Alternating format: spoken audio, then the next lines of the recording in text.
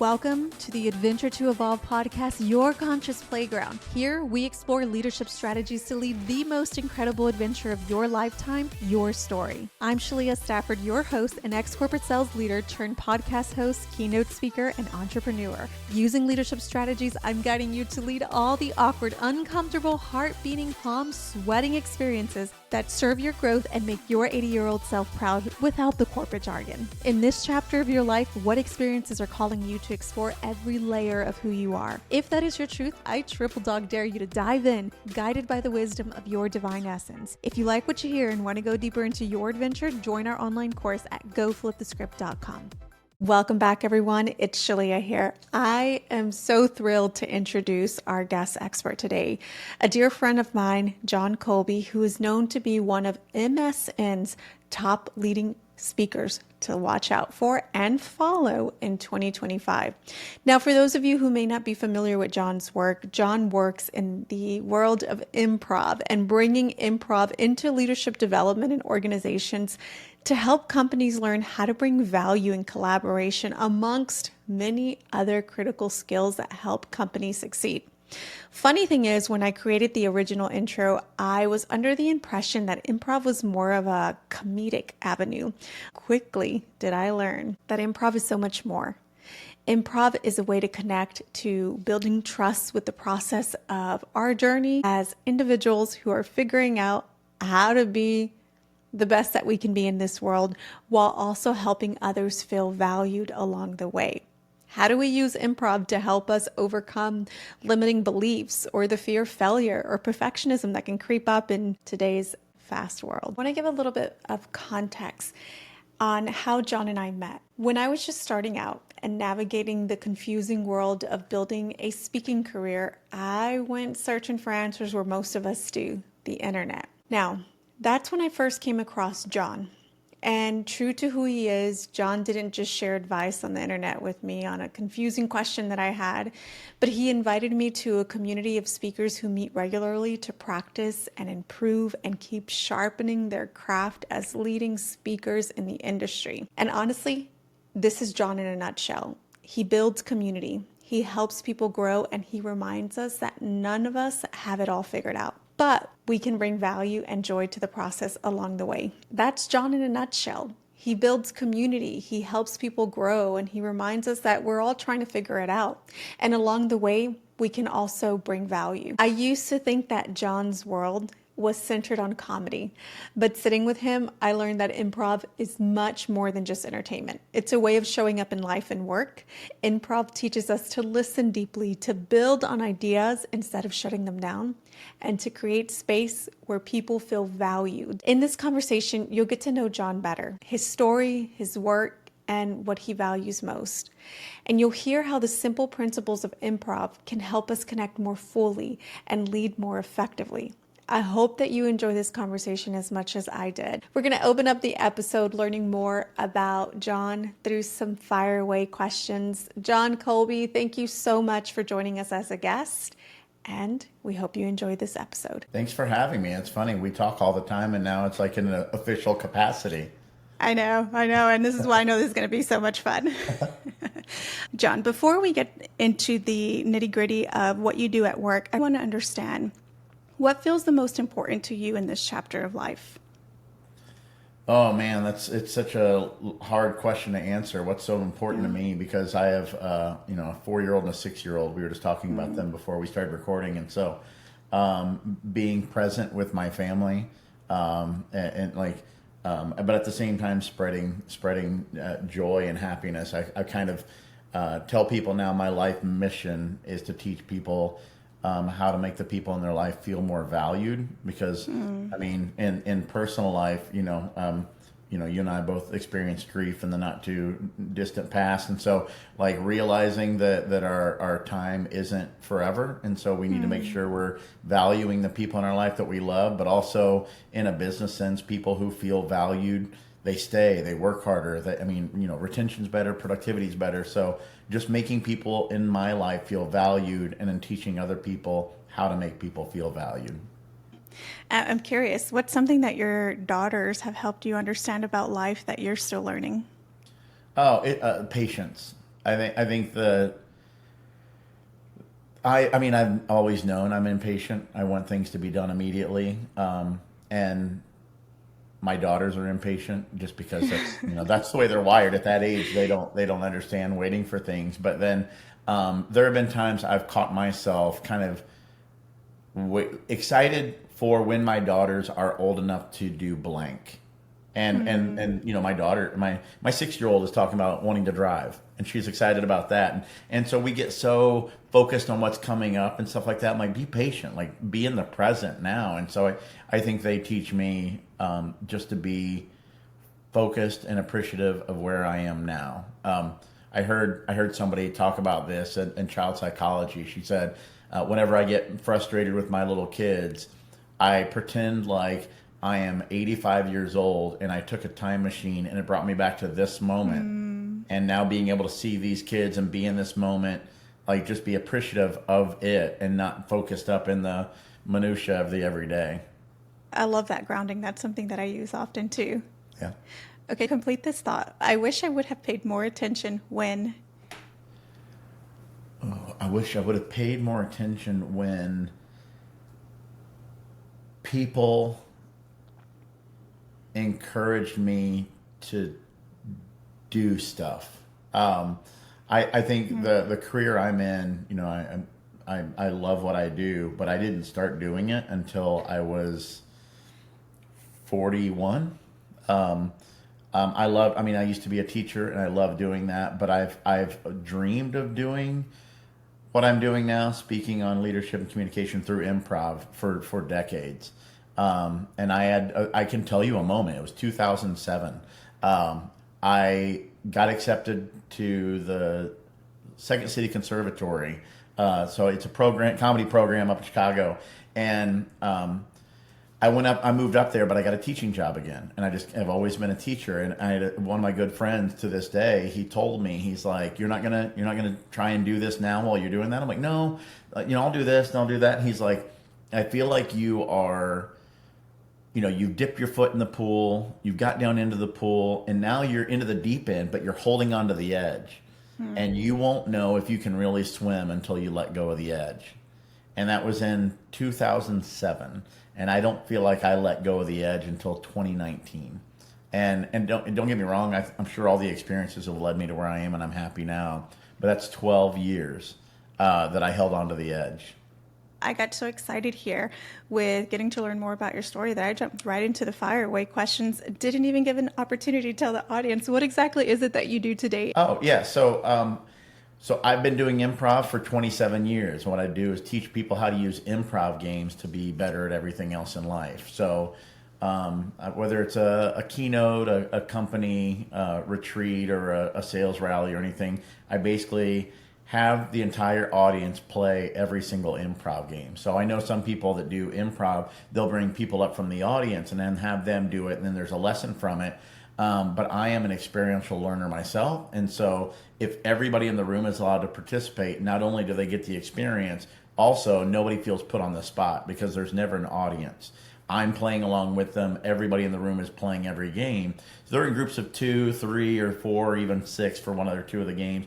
So they're always with other people. So they're interacting and engaged in it. And then afterwards, we kind of pull back and say, okay, during that game, were you doing this? Because if so, you weren't being a great listener. Were you doing this? If so, you were limiting creativity. Or were you doing this? Which means you were helping to collaborate and pull other people into the experiences. And so many of the things that we're doing, it just becomes second nature to us, but we don't realize how it is either helping or hindering those around us and even ourselves to move forward at the best of our abilities. Jon, so improv, that's such a different perspective to come in and to do leadership trainings. I think about my teams. I used to bring in people to do trainings on communication, emotional intelligence, sales, but to think of having someone come in and to use improv as an experiential way to connect to these skills is so neat. Can you tell me more? For those of us who aren't familiar with improv, what is it? So I'll back up and say, like, the number one rule of improv is yes and. So before you even get into it, you learn that rule. And yes and is a very simple concept. It means when somebody shares an idea or a thought or just brings something to the table in a scene, yes means you agree with it instead of being the contrarian, or what people like to call the devil's advocate, right? I call those people buttholes, because you think you're adding another perspective, but what you're doing is shutting down conversations and shutting down creativity before it can even have a chance to grow at all. So yes is the first part, and then and means when somebody shares an idea with you, you find agreement and then share your idea back. So if it's two people who are yes-anding each other, I say, we're going to build a rocket ship and go to Mars. Yes, and we're going to bring some food with us. Yes, and we're going to need a crew. Yes, and so you basically work together to build that scene. It's such a relatively simple concept, but I have probably 20 friends that have those words tattooed on their body as a reminder that I need to be yes and, because we are conditioned to say no. We are conditioned to be risk averse. We are conditioned as in the business world. We're always looking for how to improve something, right? So when somebody brings you their best work, the first thing we look for is, where can we improve it? Where can we fix it, right? And it's done with good intention, but what we're doing is just wearing people down. I say this all the time in my talks, like my quiz to see if you're a yes and person. I'm your kid, and I come home with my report card, and I have 5 A's and 1 B. What's your first comment? Right? Because if you celebrate those 5 A's, you're that looking for the positive, right? If your first thing is, ooh, what happened with the B? Your kid got 5 A's and 1 B, which isn't even a horrible grade, but the first thing you do is point out what's not good. And so what are we doing? We're wiring people's brain to think we're never good enough. And so if we become yes and leaders, if we become yes and spouses and parents and friends, we start developing a culture where we feel celebrated again, so we feel valued. And then there's some other rules that we go into, but we teach these basic rules of just accept what people bring to the table. Then when we start playing games, if people mess up or people aren't playing it exactly right, we don't call them out. We don't belittle them or make jokes about it. We just adapt as we move forward, and that's all improv and life is, right? It's listen and then adapt, and listen and adapt, and then you do that for your entire life. And so we teach little things that you can do to be better, again, at listening, or better at adapting. And I will admit I'm a control freak. And improv helps me to relax and let go of some of that control and say, let's go on this ride and find out where we're going to go. And obviously we can navigate a little bit, but don't get too caught up when we don't go exactly the way we plan on. So yes means agree, and means add your idea back. Add your idea. Okay, I love that. That is a challenge. It reminds me of this book that I read. I don't know if you've read it before. It's called How to Talk to Your Kids So They'll Listen, and How to Listen So Your Kids Will Talk.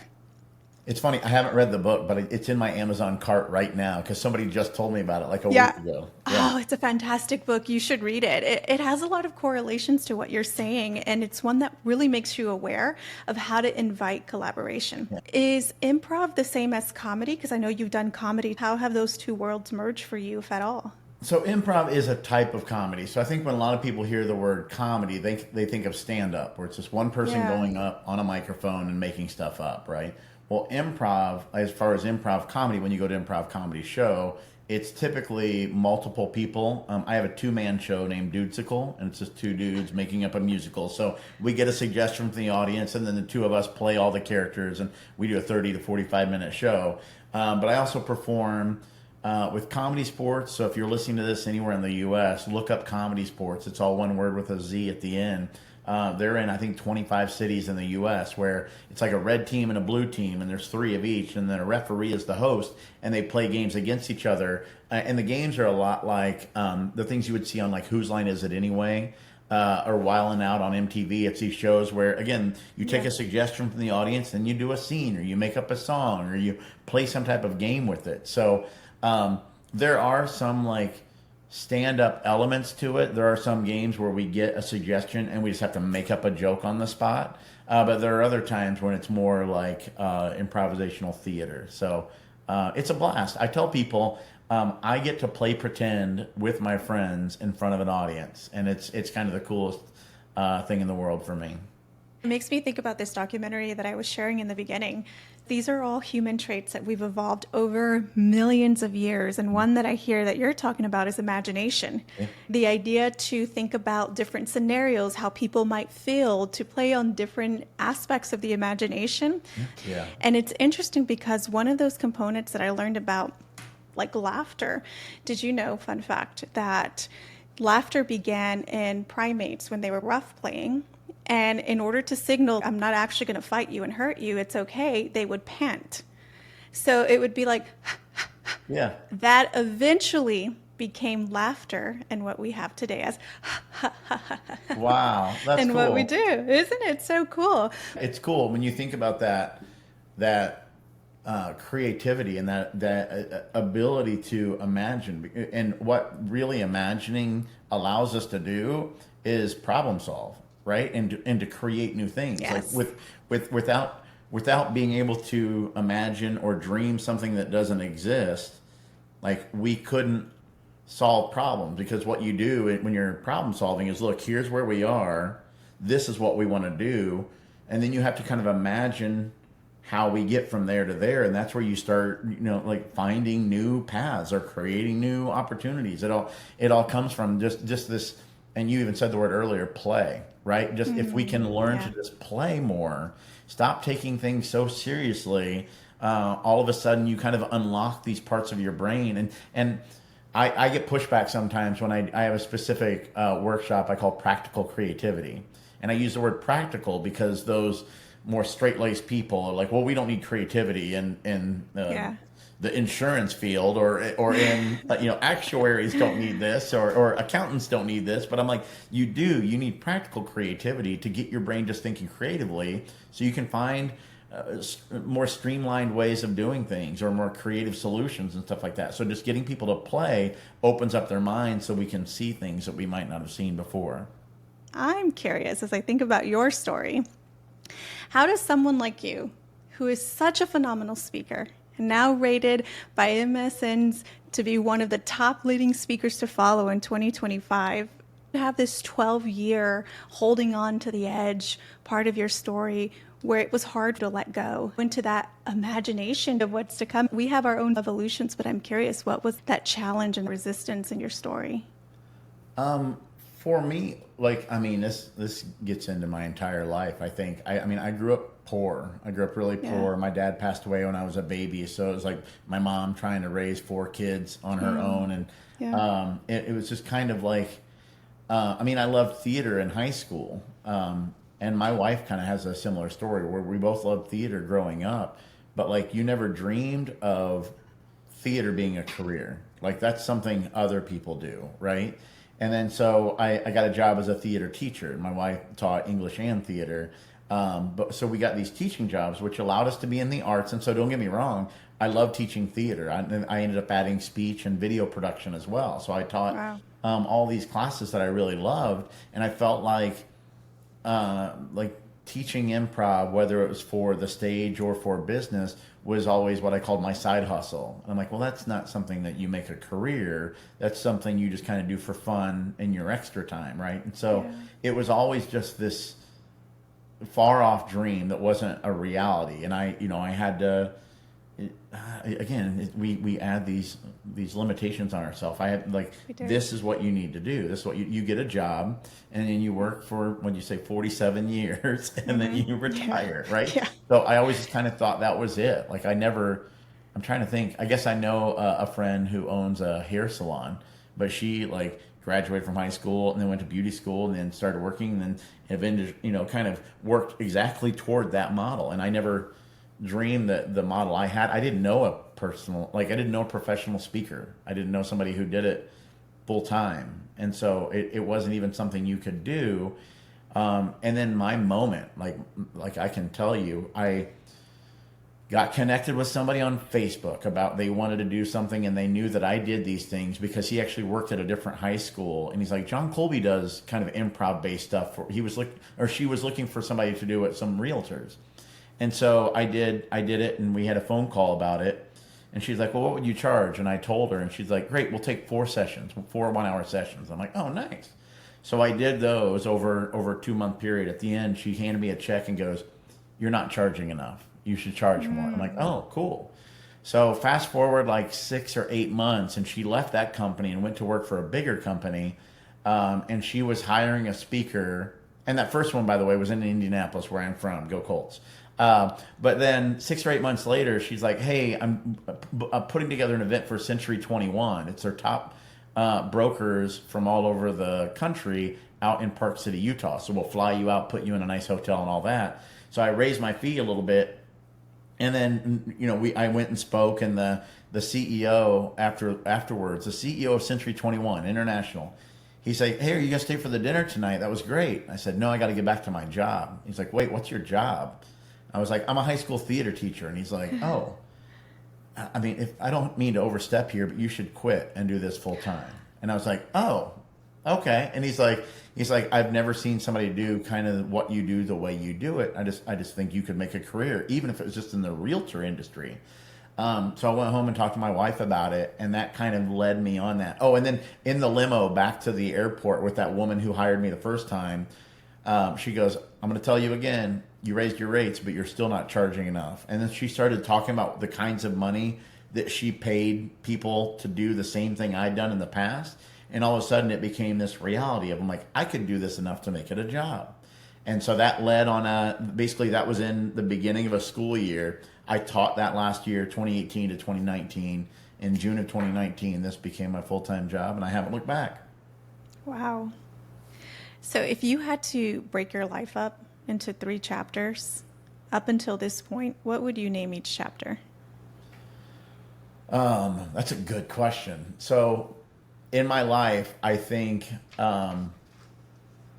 my first chapter would be from birth till, we'll say 20, and I'll call that An Actor Prepares, which if you know acting, that's the name of one of the most famous books on acting. Konstantin Stanislavski, this Russian director, acting coach, wrote this book on how to become an actor.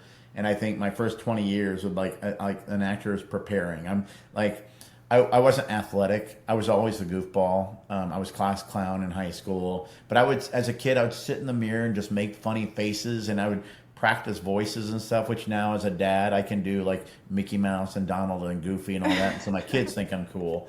So that's the first chapter. And then from 20 to 40, I would call those like, we'll call that rehearsal.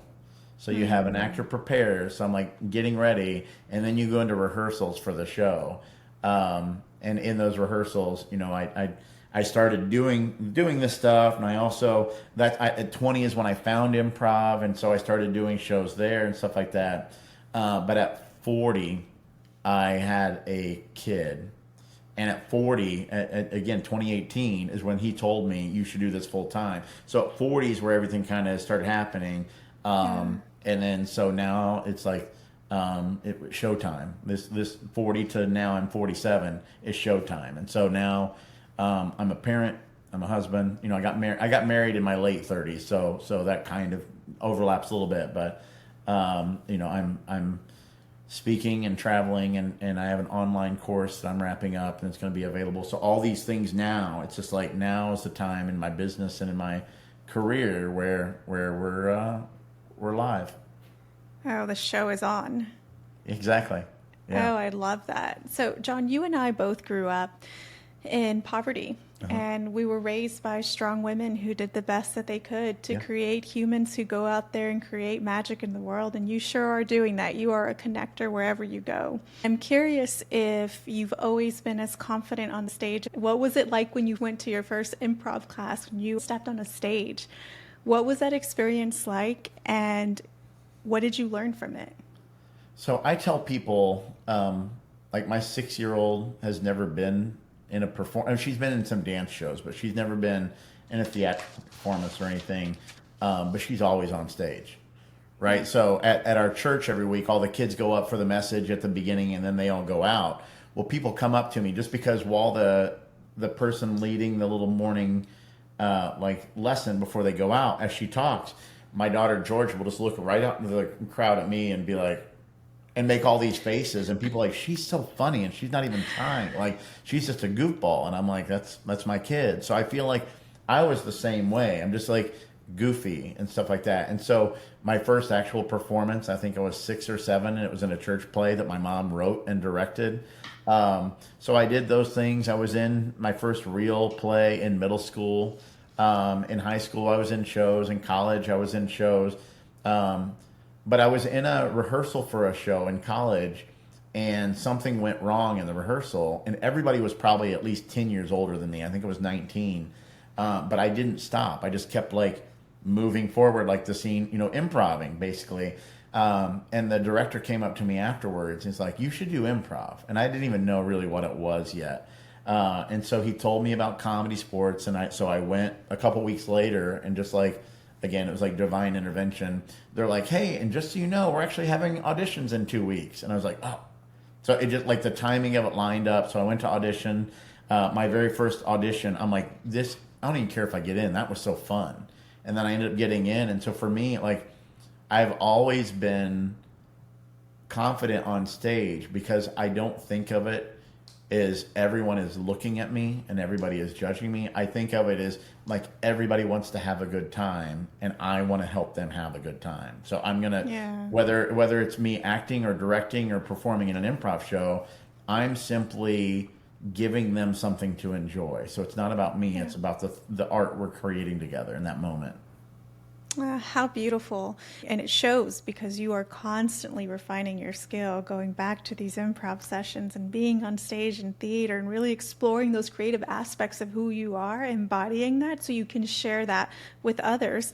And they say that our confidence is built through competence. The more that we practice to put ourselves out there, the more that grows. Yeah. And you are certainly a master in that area of constantly practicing. So going back to this first chapter of your life, the one that we call The Actor Prepares.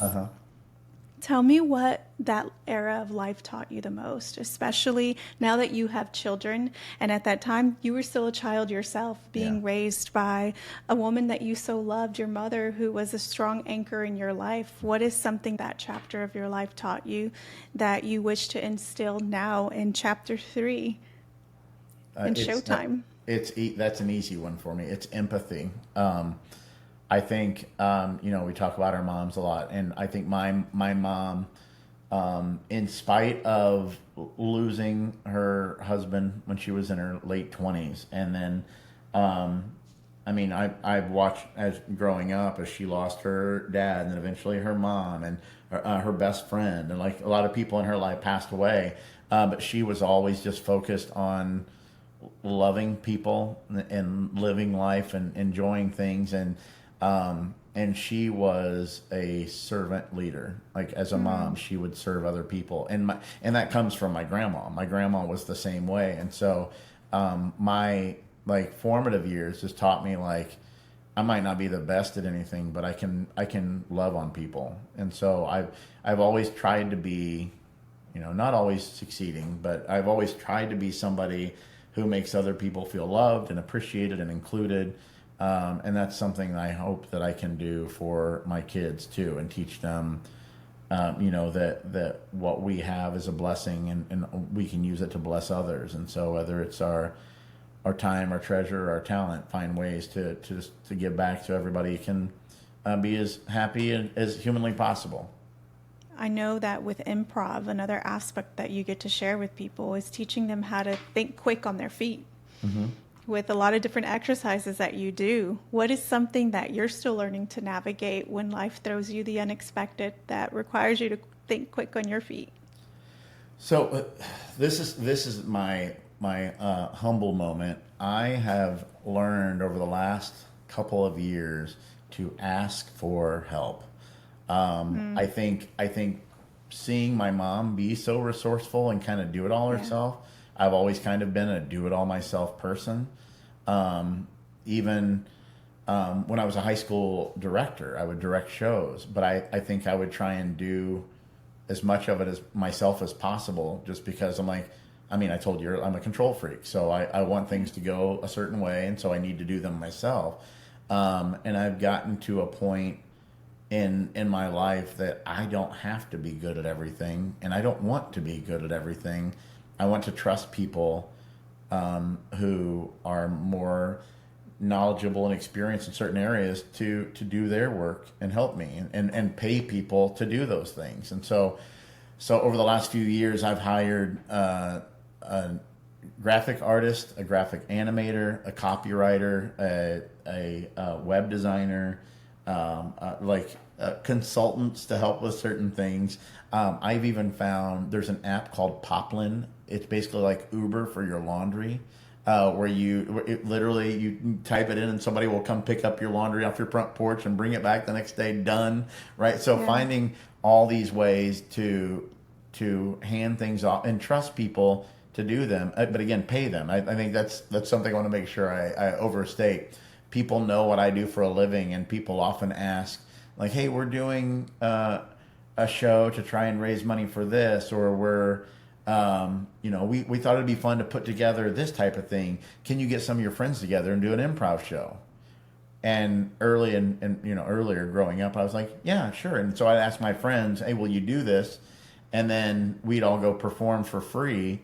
And if it was for a nonprofit or for a good cause, sure. But we would do it sometimes where they're making money off this. And I'm like, wait, if I want to do that, that's fine. But I'm asking my friends to do this. So it's the empathy piece. Like, am I valuing my friends when I'm kind of calling in these favors for somebody else?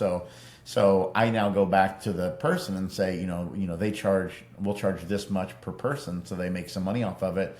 Or if it's something I really believe in, I'll even pay my friends to do it so I can donate it to them, as a goodwill gesture. But just being aware that people are good at things, and I want to value them in the right ways.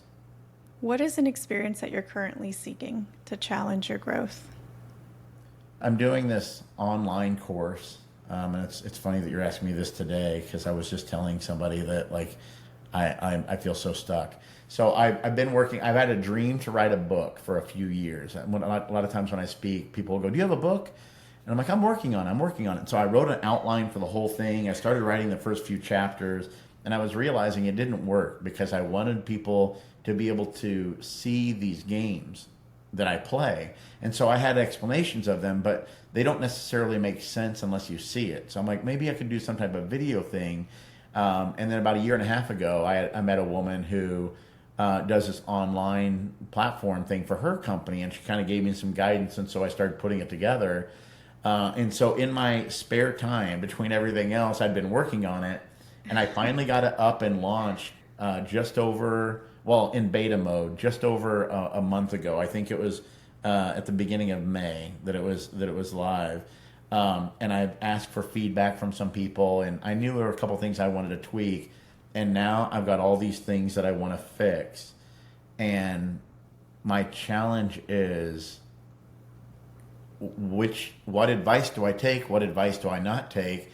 And then the thing that my friend called me out on, he's like, at some point, you just need to launch it and then continue to fix it as it goes on. And that's where I don't like to say I'm a perfectionist. I think in a lot of ways I know I'm a hot mess and I just roll on. But my challenge is now balancing that quality versus perfectionism now. You're right. I want good quality, but I can't expect perfect. And so that's literally what I'm going to be working on this afternoon. Yeah, and the idea of improv too, right, is there's no mistakes. Right. Exactly. Build Good listening. On it. Yeah. Yeah. Uh-huh. So that's an excellent opportunity to dive into that one and see how it unfolds, because maybe it unfolds a new connection point for you. Yeah. Good point. That's a very good point. When you think about your 109-year-old self, if they had access to a time machine and they jump into that time machine and they arrive to this very moment in time, they climb out, they sit next to you, and they give you advice, what would they say to you? Breathe. Just breathe. Right? You know what I mean? Just breathe. Like, everything that I'm focused on, like I've had, right before this, I got a couple emails and a text message of all these things I need to do. And I'm like, nothing is impending. And if I don't get everything done today, it doesn't matter. Again, spend time with the family. I had a moment. we have a front porch that overlooks the street, and then there's like a park to our left. And my wife loves to just sit out there and read and stuff like that. And last week, right before I left for a trip, I walked out on the front porch and I just stopped, and I could hear like birds chirping, and I saw like a squirrel running, and I just like paused, and I'm like, I need to do that more. Just take a moment and like breathe and just look around me and stop trying to look forward. Yes. That's something we all can practice a little bit more. Yeah. I know that comes in handy for myself as well, too. Yeah. The power of a deep breath, right? So you lost your mom last year, and it's been, 2023, right? Yeah. Yeah, November. And how has grief changed how you connect with people and how you show up and work today? Two ways, and I think very opposite. One, I mentioned earlier, just like being more present with the people I'm with, loving on people, celebrating moments. I took my two nephews. The Pacers are in, I don't know when this is going to come out, but the Pacers are currently in the finals, and they're going to the last game. But I took my two nephews to a game, and it was kind of expensive, but I'm like, this will be a moment that we'll remember forever, right? So like celebrate those moments and stuff like that. And then on the opposite end, if I'm going to be spending this time with people I love and stuff like that, I'm also telling people no a little bit more. Things I don't want to do. I'm not required to do things. And I tell people this all the time. I coach some people, and I'm like, you're not expected to do these things. You hold yourself to this, but nobody else. Like if you say no to going to this event, or I mean, I can tell you right now, I have an event coming up in a couple weeks, and the night before there's a reception and stuff like that. And so a lot of times I'll go to that reception the night before and mingle with people, and I'm like, no, it's coming from another gig. I don't need to wear myself out to get there in time to dress up and go to a gig to a thing for 1 hour, whatever. Just like, no, I will spend my time and energy more where I want, because I don't know how much time and energy I have left. It makes you think about your legacy more too, huh? Yeah. Yeah, what matters most, right? Okay, Jon. So now to shift gears here, because the way that you bring improv and your theatrical experience into the corporate world is really fascinating. And I'm curious, if I was a fly on a wall, thinking about how you use improv in these spaces. You're doing it in spaces where there's executive teams, leadership retreats, Fortune 500 companies. What's actually happening in the room when people begin to loosen up and let their creativity, their imagination flow, and allow there to be no mistakes? Right. Yeah. When we get there, it's those aha moments that you hear about. And what's funny is I'll often mention this in my talks when I'm kind of wrapping up. I like to tell people, I'm not saying anything new. If you're on the executive level, like you've been through leadership training, you've been through communication, so you know listening is important. You know stuff about body language. You know about making people feel included and not just demanding people. You know, we want to lead people, not manage them. So we've heard all these things, but we'll play these simple little games and then say, were you doing this? So let's play one. Let's play one right now. So what we're going to do is we're going to have a conversation, and we'll just talk about how our day went this morning before we got on the call. I'll go first. Okay. And when I get done speaking, you have to take the last letter of my last word in my sentence to be the first letter in your response. Okay? Okay. And so if I were to say, like, how are you today? The last letter was Y, right? So you could say, yesterday I stayed up too late, so I'm a little tired. Tired ends with a D, so I could reply, don't stay up so late next time, right? So we're trying to use that last letter. Okay, so here we go. So what did you do this morning? Go for a run. Nice. How far did you go? Opposite to the end of the subdivision. Dude, that's impressive. Do you do that every day? Yesterday I went for a run, but I wasn't able to make it to the end of the subdivision. Now, I appreciate your honesty. Okay, so we can stop there. So you get the idea of the game. But what I want to point out in that game, it just felt like a silly little conversation, right? It did. But what that game is really forcing you to do is listen till the end and then think before you reply. So if a person is playing that game and they're bad at interrupting, if there's somebody who constantly catches their brain thinking ahead while the other person's talking, they're planning what they're going to say instead of listening. Or if people say stuff and then they go, oh, I shouldn't have said it like that, and you catch yourself kind of saying things too quickly, you can actually play this game in real life with other people and don't tell them you're playing, and it solves all those things I just talked about. I can't interrupt you because I don't have my letter yet. While you're talking, I can't daydream or think ahead. And once I have my letter, I think before I speak back, so it keeps me from saying something that I shouldn't have said, or in a way I shouldn't have said it. So it's a simple little game. Now I'll give them 90 seconds, so I'll give them a little more time to play it. But then I show how you can use that in the real world, and it's easy. I mean, I had a woman tell me that she uses the game at home with her 16-year-old son, and she goes, I'm having better conversations than I've had with him in years because I'm not judging him. I'm not trying to tell him how to be. I'm forcing myself to listen and then be thoughtful in my responses. I'm like, yeah, I use it too. So it's kind of a cool little trick. And I love how it takes the seriousness out of the conversation too. Right. Yeah. And brings that lightheartedness into it. Yeah. Yeah, we miss that sometimes. Exactly. Oh, how fun. And so, Jon, as we look at your 3 chapters and we begin to wrap up in our conversation, I'm curious to hear what's up ahead for chapter 4. I don't know. I think as an improviser, my goal is to focus as much on now as Chapter possible. 3. My business, like you can't see it, but over here I have all sorts of like strategic planning stuff and goals, whether it's monetary goals or influence goals and all these things. But what I've been struck by recently is that I'm no longer focused on growing my business. And I've told that to a couple different people in our space, and they're like, well, that's not what you're supposed to do. And I'm like, I don't want to grow it more.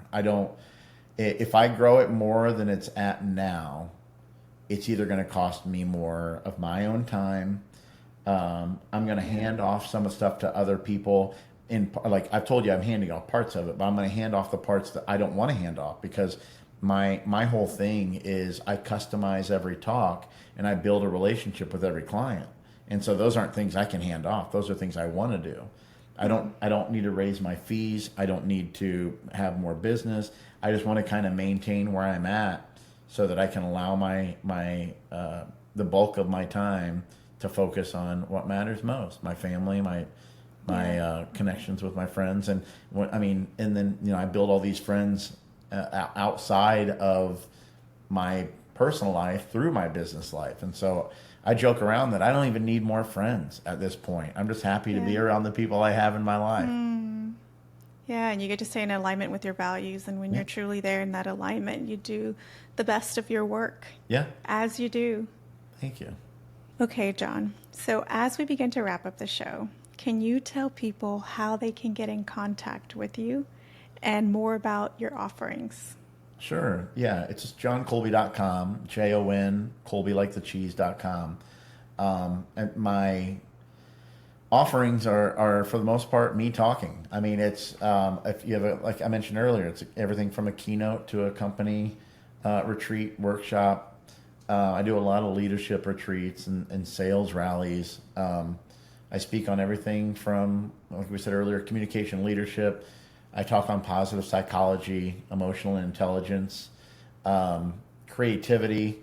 My most popular new keynote is called Your Meetings Suck. And it talks about how most meetings are boring and inefficient and how you can run more efficient meetings. So that one's fun and funny. And at the end, you actually have the format to run meetings in a more effective way moving forward.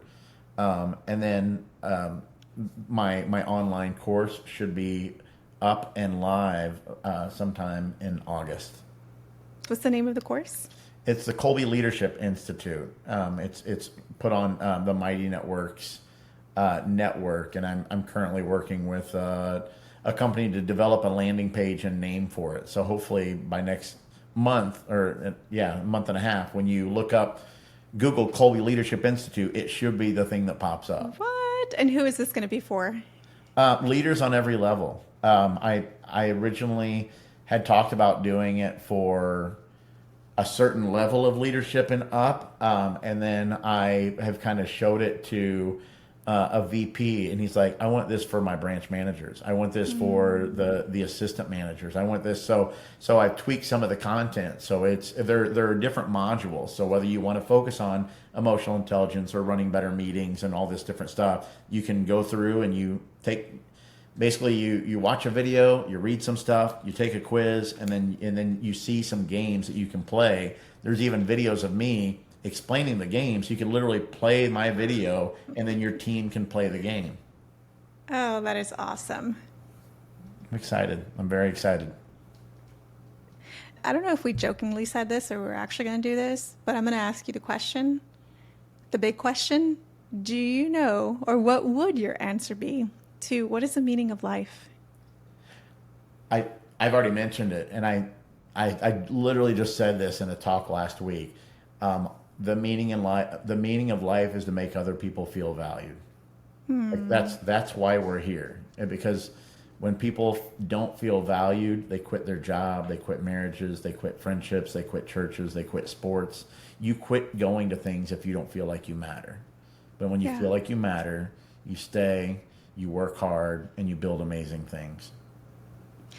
So in the last chapter of Jon's book of life, and you have to leave some words of wisdom on your last page, what would that be? Based on the life you've lived, the people you love, the connections you've made, the places you've been, what you've experienced. I don't know who said it, but be kinder than necessary. You know, it's just we're in a real weird time globally right now with all sorts of things going on, and there's a whole lot of ugly stuff. But Mr. Rogers says, look for the helpers, right? And so if we focus on being kinder than necessary, we can kind of counteract all the ugly out there. What a beautiful way to end it. Thank you so much, Jon. I appreciate you for being here with us. To our listeners, the ball is in your court. I challenge you to take action, dive deeper into the questions and the experiences that call you into alignment with your 80-year-old self. You are listening to The Adventure to Evolve. We'll see you on our next episode. If you found even the smallest nugget of wisdom in this episode, share it with a friend and your friend will thank you. Let's continue the conversation with like-minded leaders and join us on Facebook at Go Flip the Script. Until next time, I challenge you to incorporate what you learned today to evolve your leadership impact.